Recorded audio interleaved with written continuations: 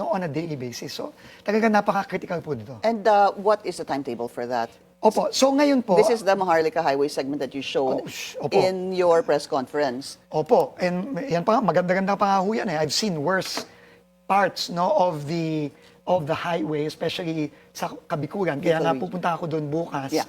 Mag-road trip po kami, papuntang Bicol, para makita ko po talaga at bababaan ko yung mga areas ng mga sira-sira. Meron nga, nakakatawa nga, Pinky, no, if I can just tell you and our viewers this story. I've been getting reports on social media. Kasi wala naman ako social media, so may mga nagpapadala sa akin sa Viber.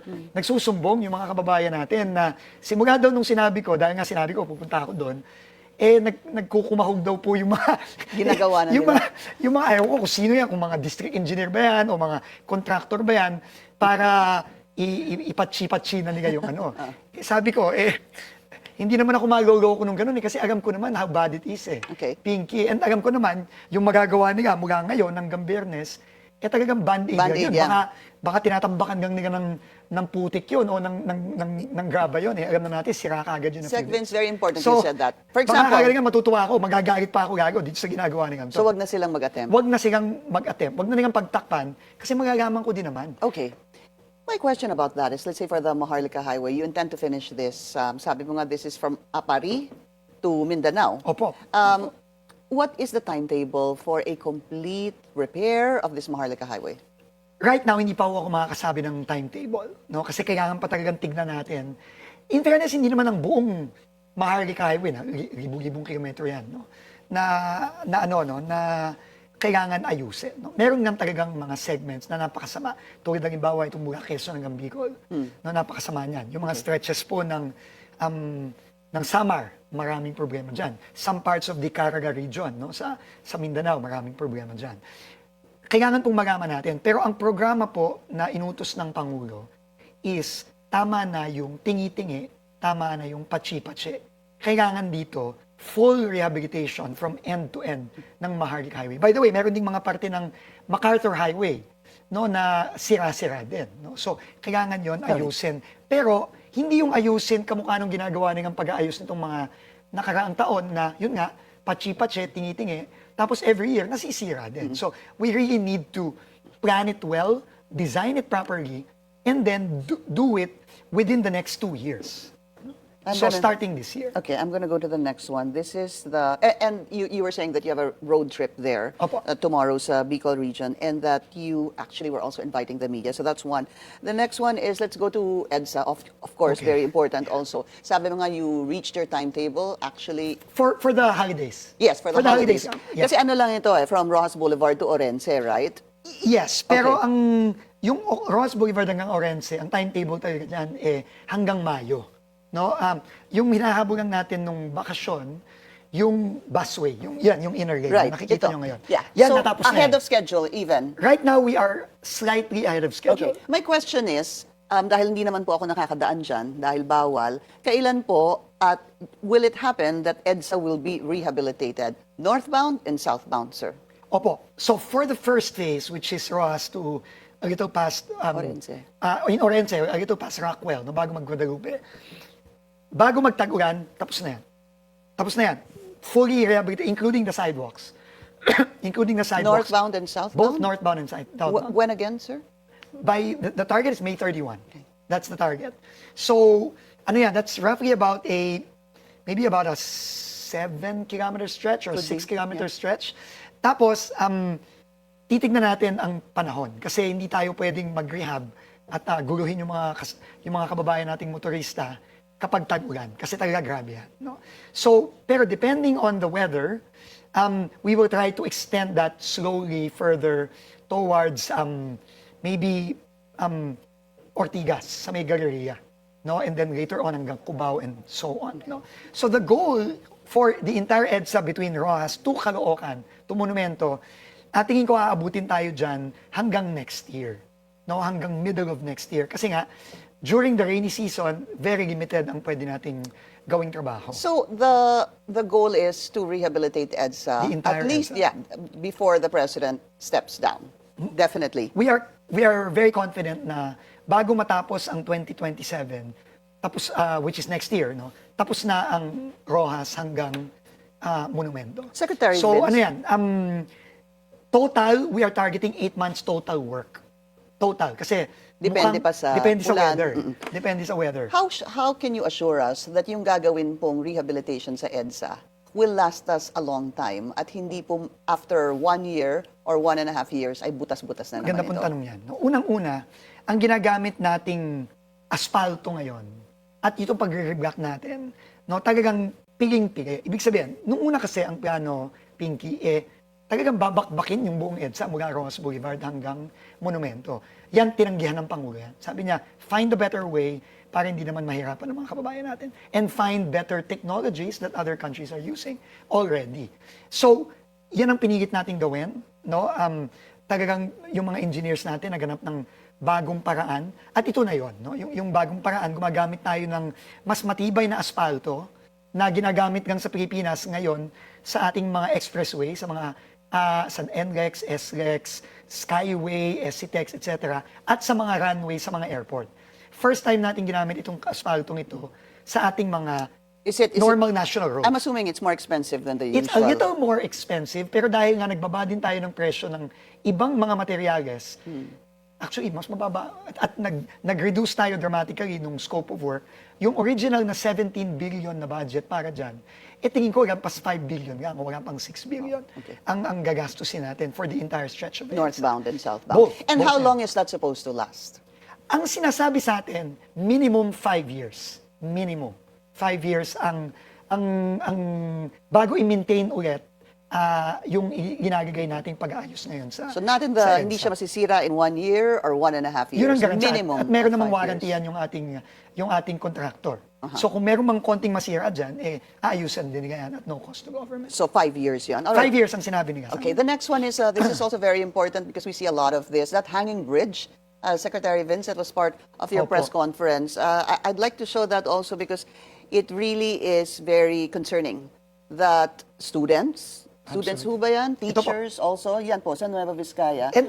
And Pinky, no, Buwis buhay para lang makapasok. Absolutely. That is You know, very unacceptable. unacceptable po talaga. In fact, nung pinakita po kay Presidente yan, talagang na-shock siya. And the more shocking part about this, Pinky, is isang example lang tong sa Nueva Vizcaya. Yeah. Ang daming ganyan. All over the country, ang daming ganyan. Nag-usap po kami ni Secretary Sani Angara at ni Secretary Rex Gatchalian. At kahit sila sinabi nga, Sec Vince, ang daming ganyan. And para po sa amin sa DPWH, kahit na ito, hindi bridge na malaki o hindi major highway, ito po, dapat, mabilis lang po gawin ito. Tsaka daanan ng tao po Tsaka yan. daanan po ng tao yan. Isipin nyo ho, yung mga estudyante natin dyan dumadaan, tama ho kaya buwis buhay ho yan. Araw-araw, Araw-araw po, And bago po my asok. question there is, why is it called a damaged hanging bridge? What is damaged about that, and why is that even called a bridge? Well, apparently, bridge po yan dati na may kahoy-kahoy na pinagdadaanan. I see. Pero Natanggal dahil na po. natsira na po. Okay. So ngayon, ano na lang, yung Lubid na lang. Lubid na lang, no? So, ano talaga, and kaya ko pinakita talaga yan, kasi gusto kong pakita sa mga kasamaan ko din sa DPWH, lalo na dito sa mga district engineer, regional director, na itong mga ganito, dapat yan immediate po ang pagsasaayos niya. No? At wala pong excuse dahil yan po, hindi naman malaking gastos po yan . And we shouldn't be seeing that, Secretary And we should Vince. not be seeing that. All It's really unacceptable. Tama po yung ginamit ng salita. Okay, that was just part of the press conference. We're going to have a lot to discuss. Sec Vince, Cabral Okay, Files. Yung computer po already was turned over to the Office of the Opo, nung Ombudsman. December 22, Okay. na-turn over na po yung computer, pati yung mga hard copy. No? I think this is from 2016 to 2026, the past 10 years. 2016 to 2026. Pati 2026 ata sinama na rin. Bakit? Okay. Parang, kasi nandun na rin . Kasi everything is in May the... laman na for the 2026 budget? Ganun Kasi ba? sila naman ang gumawa ng 2026 budget. Okay. When they did it early part of 2025. No? Do you personally have a hard copy? Do you have any document To be honest, no. related to the Cabral Files? To be honest, no. Personally, I don't have a document no, that's with me or in my office. No?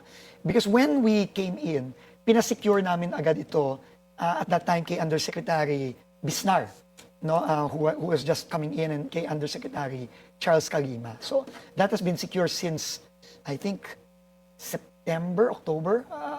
So, nung nauna nandun pa si Yusek Cabral. So, nauna yung pagpunta ni Congressman Leandro Yes, Leviste doon September sa 4 opisina. yun. Okay. September 4 yun, if I remember it correctly. Kasi, ano yun parang day 2 ko pa lang yun sa DPWH eh. So, why does he have a copy and you don't have a copy? Kasi nga, ang report nga sa akin is kumuha siya dun sa computer. No, now, obviously, hindi naman authorized yon. No? Pero I don't know how many files. Hindi ko alam, to be honest, kung ano ang mga nakuwang files. Kasi hindi din alam ng mga staff. Kasi Meron siyang flash drive? may flash drive. Tapos they left. No? Yun ang report sa akin. What is really the story here? Because Congressman Leandro Leviste was basically saying you I authorized authorized it. it. Okay. Hindi ho ba tumawag kayo or Totoo po tumawag po si Yusek Yusek Cabral Cabral sa inyo and you authorized the release of the documents? Ito po ang nangyari noon. No? Tinawagan po ako ni Undersecretary Cabral, a little distressed kasi nga pinipilit daw po silang magbigay ng dokumento. Sabi ko, anong dokumento? Allocations per district. And I said, isn't that public document? I mean, that's public knowledge. I mean, kung meron yung National Expenditure Program, that's published, that's on the internet. Yung GAA, kung GAA yan, yung budget ng 25, public document din po yan. At nandyan naman po lahat ng proyekto, kada distrito, kasi line item naman po yan. So, sabi ko, wala pong problema doon. No, yun ang, and in fact, we submitted those also to Congress as well, no? The different projects per district. Okay. And you told them that's what District A, B, C will get. So you no? submitted it where again, sir? We submitted it to the Senate and also to Congress. Okay. Now, as far as getting files in a computer, ibang usapan yon. Kasi nalaman ko na lang yun after the fact. Eh. Nung nangyari na, I got a report na yun nga, no, merong mga files na kinuha, which have also been disclosed and corroborated by the staff of Yusek Cabral. So, to me, ano lang, no, just to make things very clear. But I think what I'm going to say about the files, no, of former Undersecretary Cabral, these are already now part of the ongoing investigation of the Ombudsman into the whole corruption investigation in the PWH. And they have custody of the files. What to do with those files, it is really up to them. All I know is in the subpoena, they requested for both the computers, so we gave 2 CPUs, if I'm not mistaken, and all the hard copies. But they also informed us that they will be subjecting these computers to forensic examination by PNP So Cybercrime meron po and silang by- computer, meron po silang CPU, at Yes. meron pa rin silang hard copies? Yes. Opo. Okay, but you obviously, is this the same hard copy that you submitted to both the Senate and the House? Hindi po. Ang sinabit po natin sa House ay yung summary ng District allocations. No? Ito pong mga files na sinabit namin sa Ombudsman, ito po ang lahat ng files. Hindi lang po district Hindi allocations. lang. I mean, you saw them. They're like piles and piles of documents. And this already includes, letters of requests from mayors, congressmen, from governors, and everyone who requests for projects from DPWH. Okay, So, so- kasama na po lahat yun. So, nag-request din po ang Ombudsman ng, they call it a conference about the files, kung anong gagawin. And obviously, as the department in charge of those files, we will participate there. When is that? Wala pa pong date. But we have assigned Undersecretary Bisnar and Kalima and Rafi Torgano, who's our Undersecretary for Legal, to represent the department there. Secretary Vince, do you think these files should be publicly released? To me, any document of government is public. Di ba? These are all public documents. No? If you ask me, What that's why, about the requests? Yung that's why- sinasabi niyong kahit yung mga requests kay Actually- possibly Yusek Cabral? Actually, walang problema yan. In fact, kasi this is the first budget that we will actually be working on, meaning the next year's budget. No? And we are already talking about making all of these requests public. Because, I mean, Okay. to me, they should be, because Okay. these are requests naman, and I don't think any mayor, congressman, or governor will take it against anyone to make this request. Well, Because that is for their especially if constituents it's a anyway. legitimate Of course, request, of why course, would they of be course, ashamed of course. actually? But what does Congressman Leandro Leviste have, and what is the value of what he has? To be honest, I really can't answer that question. Because from what I have seen on social media and these are really, parts of a list. I think, no, of a document that we've seen. No? So, to me, the documents are already with the Ombudsman. They are subject of an investigation already that's ongoing. Then let us have the Ombudsman do it and investigate it. First of all, check the veracity of the documents. especially those documents in the computers, to check if they've been tampered, if they've been Yeah. changed, especially, and I think Assistant Ombudsman Miko Cavano said it very well. We have to look at, from the time na sumabog yung flood control scandal, meron bang pagbabagong ginawa? Tingin ko tama yun. How will you know? Through the forensic Forensics, examination. Yes, makikita naman yun. Eh. Okay, so basically, the IT experts will be able to do a Backtracking backtrack of some and sort. see, binago ba, kailan binago, anong oras, So etc. it isn't as easy maybe as it appears, no? It's not. But I think that is the proper way to do it. All right. But so, Sec Vince, could there have been a miscommunication between you and what Congressman Leandro Leviste was saying na pinayagan mo naman, kasi it appears, pinayagan mo talaga. It's possible. It's possible. Pinayagan mo talaga na makakuha siya ng budget Allocations per allocations district, per yes. district. Yes. But what you're saying is you did not allow. First of all, I did not know that May flash drive siya. nung after the fact ko na nalaman eh. Siyempre, hindi ko naman papayagan yun. Di ba? I mean, kung meron kang gustong dokumento, there are ways of requesting for documents. I mean, first of all, we have the Freedom of Information Act, hindi ba, where there is a process to get documents. And we all follow that process regardless of who we are. So because you're the head of the DPWH now, there were employees that actually said that he went to a computer, inserted the Yes. flash drive ni Huba, Yes. and pinilit nga daw na kumuha ng mga dokumento. And in fact, there was even a story that yung finger... Nasugat si Yusek Cabral. Opo. Yun, alam ko yun. Kasi I saw it the day after. Bakit ho siya nagkasugat? Ang pagkakuwento sa akin, again, no, and ang pagkakwento din ng mga staff is parang nagkaagawan ata ng papel. So ito sa paper cut. Something like that. No? So, Bakit, ano ho yung papel na yun at bakit to be honest, I don't know. I don't know kung ano yung papel na yun. Do you plan to do anything about what Congressman Leandro Leviste did? I will have to Forcibly supposed to be? I will have to speak to the staff involved, no, All right. about that.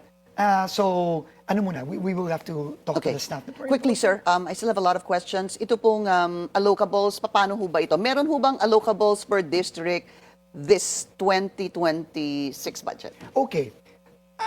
When you say allocables, yan ay mga sinasabing may discretion ang mga congressmen or mga politiko.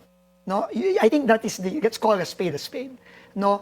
And what we've tried to do and what the Congress has tried to do, in fairness to the bicameral conference, is they have tried to find a way to eliminate the discretion.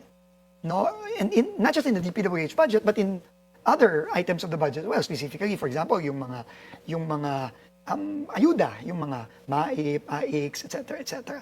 I think if we define allocables as that, na may discretion ang mga legislators, then tingin ko there are enough safeguards put in by both the Senate and the House there to ensure that in 2026 there is no or very little discretion.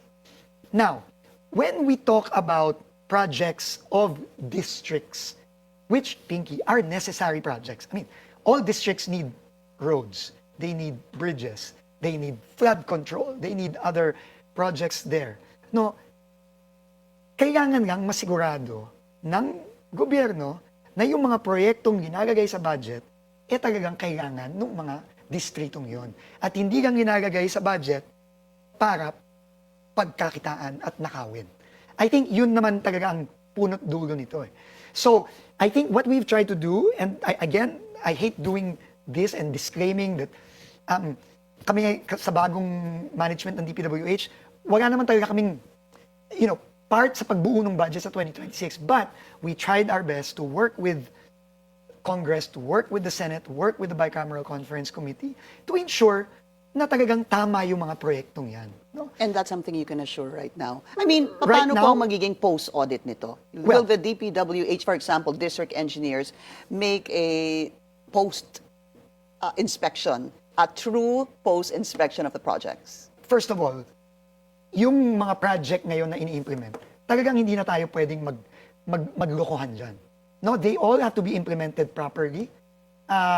They all have to be accepted the right way. Hindi yung ghost project, tapos accept mo, tapos magbabayad ka. Hindi pwede yun. Kasi nakita naman nila yung kung ano nangyari doon sa mga kasama nila sa DPWH na ginawa yun in the past. No? Nakakulong na sila ngayon.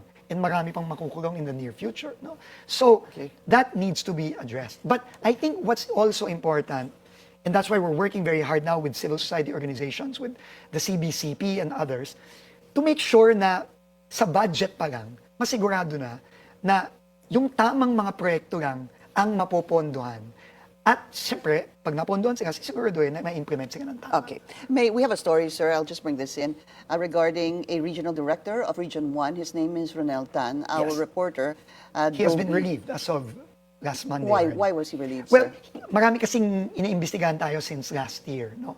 And in the process of our investigations, no, we now have enough in our investigation, information from our investigations to start making decisions on personnel, no, from regional directors down to district engineers. And we have started it already by relieving, I think, 11 or 12 regional directors and other lower ranked district engineers and assistant regional directors, etc.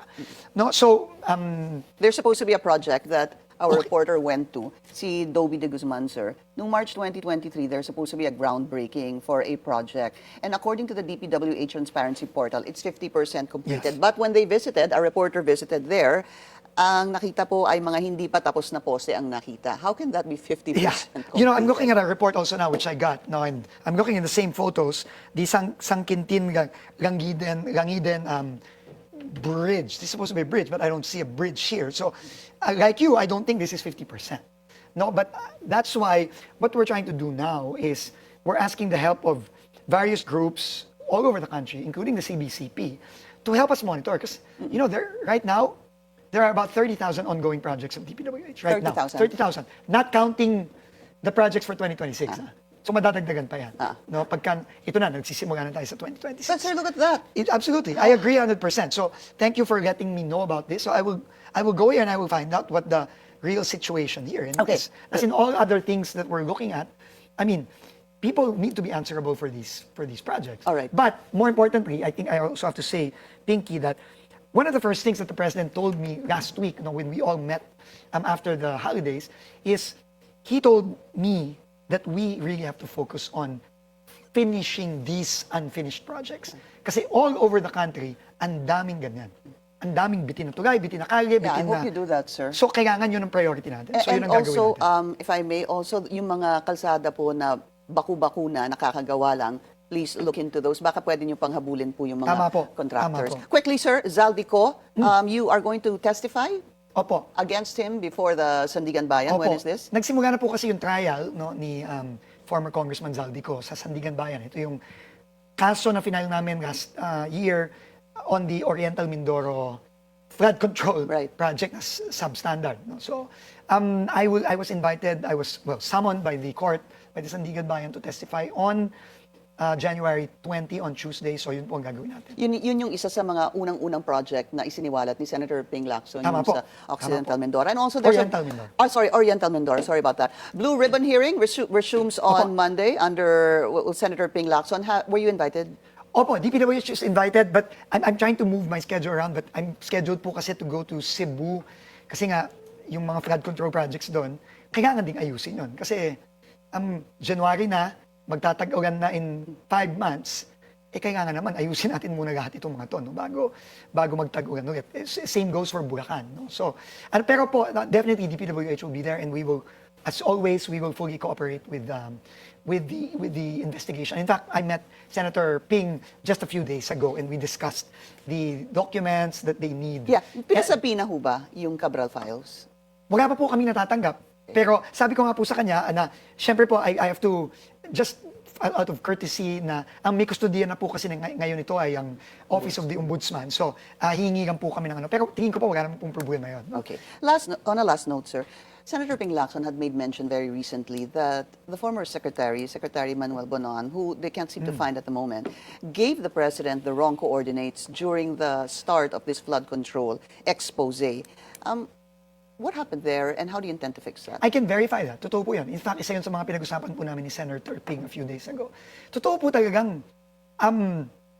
whether sinadya o nagkamali, maraming mga proyekto na isinumite sa isumbong mo sa Pangulo website nung nakaraang taon na mali-mali ang coordinates. Kaya nga, kahit kami, nung kami pumasok nung September, October, nagigito-gito din kami kasi pumupunta kami sa lugar. O kala ko pa may proyekto dito, bakit wala? So, kaya magulo eh. no, magulo. So sinadya ho ba yun? Well, it remains to be seen kung sinadya. Pero the fact is, But why would the coordinates be wrong? I don't know. To be honest, sinasabi nila baka nagkamali yung mga engineer na nag-input and all of that. Kaya nga po ngayon, talaga yung buong sistema ng pagmamonitor, riniripaso po namin, and we are seeking the help of, the private sector and other civil society groups to really help us monitor, no? Kasi clearly yung mga monitoring systems nila nung nakaraan, talagang madaling mamanipula na nakita na natin ngayon. So I can validate the statements of Senator Ping Lacson. We'll find out more Marami about pong that mali. during the Senate hearing on Monday. DPWH Secretary Vince Dizon, sir. Kami ang boses ng masa, hindi natatakot. Katotohanan lang, di kami nalulunod. Walang bahid ng sismis, lahat ay totoo. Kahit sino ka pa, pag mali ka babanatan ka. Walang pinipili kulay, wala kaming kinikilingan. Basta para sa bayan, kami lalaban. Pagdama palakpakan, pag mali banatan. Di matitinag, di matatakot, para sa bayan tuloy ang sigaw. Sa harap ng kamera, walang halong takot. Mga baluktot, lahat kayo'y tutumba. Ang hustisya at totoo, yun lang ang mahalaga. Kahit sinong harang, di kami matitinag. Walang pinipiling kulay, wala kaming kinikilingan. Basta para sa bayan, kami lalaban.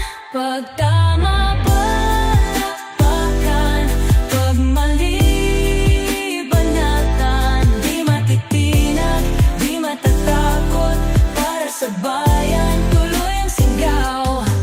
Kung nasa tama ka, ikaw ay aming kasama. Pero pag mali ka, handa ka na bang mabasag? Banateros kami, walang inuuran. Dahil bayan muna, bago ang sarili.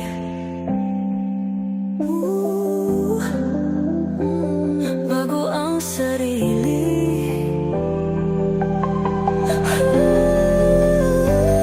Pag tama palakpakan, pag mali banatan. Banateros ang sigaw, katotohanan ang